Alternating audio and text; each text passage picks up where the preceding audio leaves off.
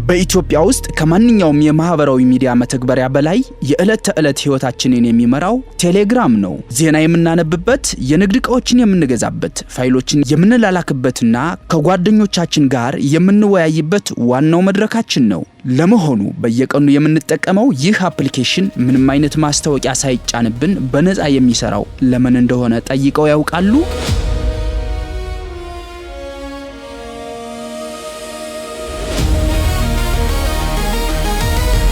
በዓለም ላይ ያሉ ትልልቅ የመንግስት የደህንነት ተቋማት የዚህን አፕሊኬሽን መስራች እስከ ማደን የደረሱበት ድብቅ ሚስጥር ምንድነው? ከሁሉ በላይ ደግሞ በየቀኑ በቴሌግራም የምንጫወታቸው ታፕ ቱ እርን ወይም ታፕ ጨዋታዎች በስተጀርባ የተቀበረው የቢሊዮን ዶላር የክሪፕቶ ሴራና የኢትዮጵያን ዲጂታል ገበያ የሚቀይረው ሚስጥር ምንድነው? አብዛኛው ተመልካች ቴሌግራምን እንደ ተራ ነፃ የመልእክት መላኪያ አፕሊኬሽን አድርጎ ያስበዋል። እውነታው ግን ከዚህ የራቀ ፍጹም የረቀቀ ነው።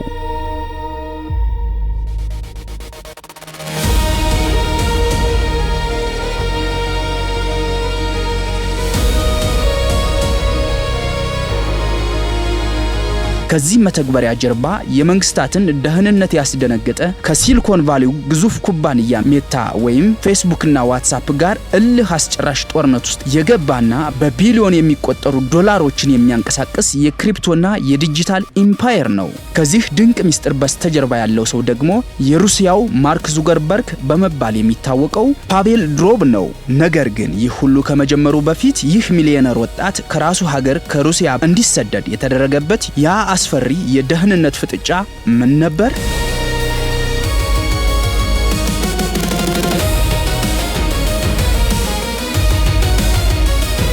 የቴሌግራም ታሪክ የሚጀምረው በሩሲያ ነው። ወጣቱ የኮምፒውተር ባለሙያ ፓቬል ድሮብ ከወንድሙ ኒኮላይ ድሮብ ጋር በመሆን ቪክኖታኪ ወይም ቪኬ የተባለውን የማህበራዊ ሚዲያ መሰረተ። ቪኬ በአጭር ጊዜ ውስጥ በሩሲያና በምስራቅ አውሮፓ ከፌስቡክ በላይ ግዙፍ ሆነ። ነገር ግን በ2011 እና 2013 ዓ.ም የሩሲያ መንግስትና የደህንነት መስሪያ ቤቶች በቪኬ ላይ የሚገኙ የተቃዋሚዎችንና የዜጎችን የግል መረጃ አሳልፎ እንዲሰጥ ድሮብን አስገደዱት።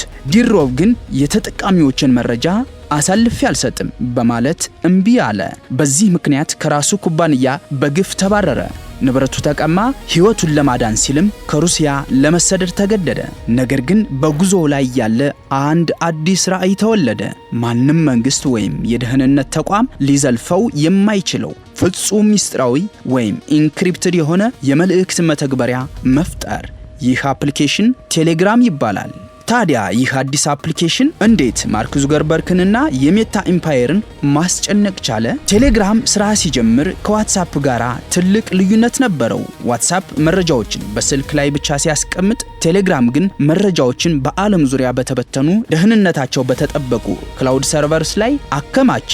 በተጨማሪም ቴሌግራም እስከ 2 ጊጋባይት የሚደርሱ ግዙፍ ፋይሎችን በነፃ ለማስተላለፍ ማስቻሉ እስከ 200,000 አባላት የሚይዙ ግዙፍ ቻናሎችና ቡድኖችን መፍቀዱ እና በውስጡ የሶፍትዌር ፕሮግራሞች የሆኑትን ቴሌግራም ቡትስ ማካተቱ አፕሊኬሽኑን ከመልእክት መላኪያነት አልፎ ወደ አንድ ኦፕሬቲንግ ሲስተም ቀየረው። ማርክ ዙከርበርግና ሜታ ቴሌግራምን ለመግዛትና ለማጥፋት ብዙ ቢሞክሩም ድሮብ ግን የትኛውንም የውጭ ኢንቨስተር ባለሀብት ሳያስገባ የተጠቃሚዎችን መረጃ ለትልቅ ማስታወቂያ ኩባንያዎች ሳይሸጥ ኩባንያውን በተናጥል መምራት ቀጠለ።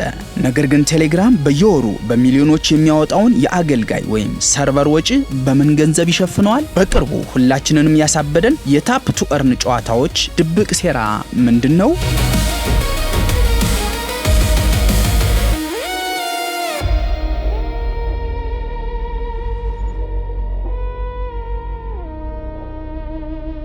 የቴሌግራም ትልቁ የቢዝነስ ሴራ የመጣው በቅርብ ዓመታት ውስጥ ነው። ቴሌግራም በየወሩ በሚሊዮኖች የሚወጣውን የአገልጋይ ወይም የሰርቨር ወጪ ለመሸፈን የራሱን ቶን ወይም ዘ ኦፕን ኔትወርክ የተባለ የብሎክቼንና የክሪፕቶ አውታር ዘረጋ።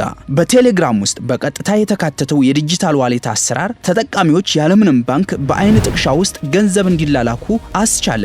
በተጨማሪም በቅርቡ በዓለም ዙሪያና በኢትዮጵያ በሚሊዮን የሚቆጠሩ ሰዎችን ያሳተፉ እንደ ኖት ኮይን፣ ሃምስተር ኮምባት እና ታፕ ስዋፕ ያሉ ታፕ ቱ እርን ጨዋታዎች ተፈጠሩ።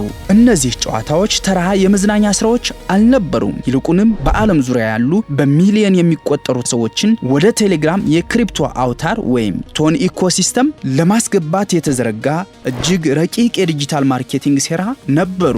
ታዲያ ይህ ሁሉ የሀብትና የቴክኖሎጂ ስኬት እያለ የቴሌግራም መስራች ፓቬል ድሮብ በፈረንሳይ ሀገር በቁጥጥር ስር እንዲውል ያደረገው ያ ያልተጠበቀ ክስተት ምንድን ነበረ? ዛሬ ቴሌግራም ከ900 ሚሊዮን በላይ ንቁ ተጠቃሚዎች ያሉት ግዙፍ ተቋም ሆኗል። በኢትዮጵያም የኦንላይን ንግድ ወይም ኢኮመርስ ዋነኛ ምሰሶ ሆኖ ያገለግላል። ነገር ግን የቴሌግራም ፍጹም ያልተገደበ ነፃነትና የመረጃ ሚስጥራዊነት ከመንግስታት ጋር አሁንም ትልቅ ፍጥጫ ውስጥ ከቶታል። የቴሌግራም መስራች ፓቬል ድሮብ በፈረንሳይ ሀገር መያዙ የዚህ አፕሊኬሽን የወደፊት ዕጣ ፈንታ ላይ ትልቅ ጥያቄ አሳድሯል። ቴሌግራም ወደፊት የዓለማችን ትልቁ የክሪፕቶና የንግድ ማዕከል ይሆናል ወይስ በመንግስታት እገዳ ይፈርሳል? አስተያየታችሁን ኮሜንት ላይ ጻፉልኝ። ዲጂታል አሻራን ሳብስክራይብ በማድረግ ከዘመናዊው የቴክኖሎጂና የቢዝነስ ሚስጥራት ጋር አብረው ይጓዙ።